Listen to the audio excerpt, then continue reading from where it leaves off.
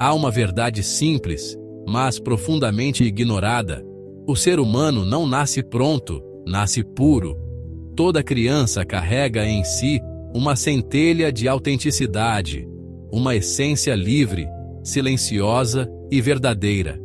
Essa essência não é construída, ela já está lá. É o que há de mais real no indivíduo. No entanto, à medida que o tempo passa, algo começa a acontecer. A vida vai moldando a personalidade. O mundo exige respostas, comportamentos, adaptações. A criança aprende a se defender, a agradar, a competir, a esconder. E, pouco a pouco, aquilo que era espontâneo vai sendo substituído por algo artificial, o eu. Esse eu não é um só. Ele é múltiplo, fragmentado, contraditório. Em um momento queremos uma coisa, no outro queremos o oposto. Em um instante amamos, no seguinte odiamos. Esse conjunto de impulsos, reações, desejos e medos é o que chamamos de ego, o eu psicológico. E é justamente dentro dele que a essência fica aprisionada. Não se trata de uma metáfora leve, é uma realidade interna. A essência, aquilo que é verdadeiro em nós, encontra-se engarrafada dentro de estruturas psicológicas que nós mesmos alimentamos ao longo da vida. Ela não desaparece, mas fica condicionada, limitada, quase sem expressão.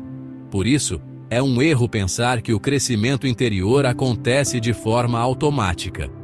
O corpo cresce sozinho. A personalidade se desenvolve naturalmente. Mas a essência, essa não evolui sem esforço consciente. Ela precisa ser libertada. E aqui começa o ponto central do trabalho interior. Não se trata de adquirir algo novo, mas de remover o que está impedindo o que já existe de se manifestar. O problema é que isso exige um tipo de ação que poucos estão dispostos a realizar. Trabalhar sobre si mesmo. Não no sentido superficial de melhorar hábitos externos ou conquistar objetivos sociais, mas no sentido profundo de observar, compreender e transformar os próprios estados internos. Isso implica olhar diretamente para aquilo que normalmente evitamos, nossas contradições, nossos impulsos mais densos, nossos padrões repetitivos. Dentro de cada ser humano existem elementos que não são harmoniosos.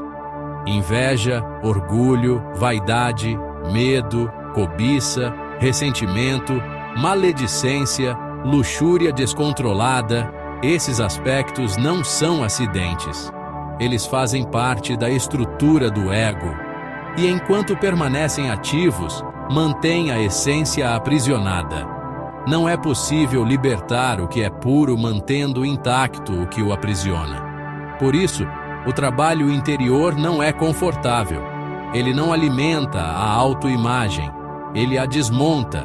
Exige reconhecer que aquilo que chamamos de eu não é unidade, mas um conjunto de forças muitas vezes incoerentes e, em certos casos, destrutivas.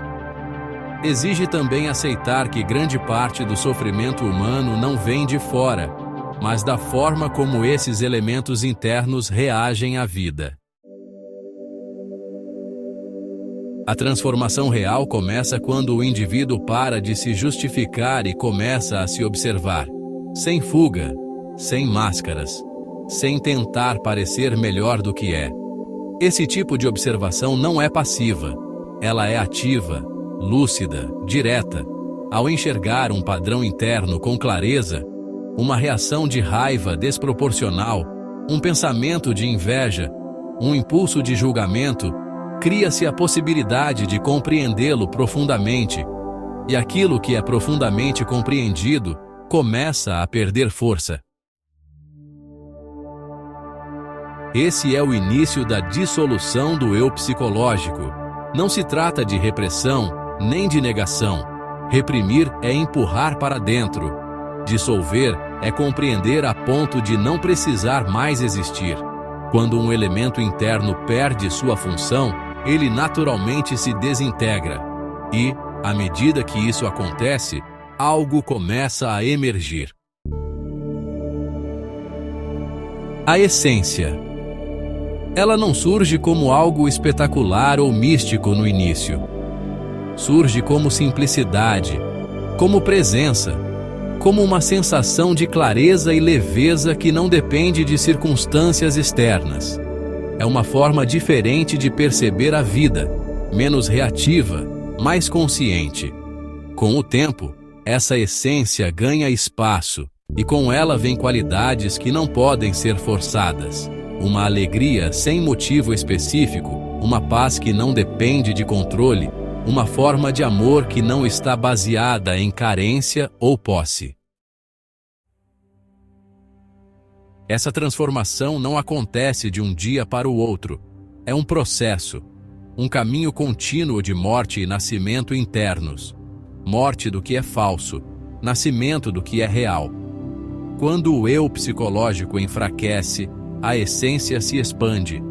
E nesse estado, o ser humano começa a acessar algo que sempre esteve dentro dele, mas que estava oculto, uma inteligência mais profunda, uma percepção mais ampla, uma conexão mais direta com a realidade.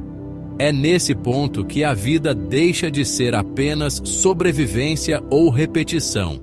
Ela se torna consciência. E consciência não é algo que se adquire externamente. É algo que se revela quando aquilo que a obscurece deixa de existir. Por isso, o verdadeiro caminho não é o de acumular conhecimento, títulos, experiências, mas o de esvaziar. Esvaziar-se do excesso, do ruído, das ilusões que sustentam o ego. Somente então a essência pode respirar. E quando ela respira, o ser humano finalmente começa a ser quem realmente é.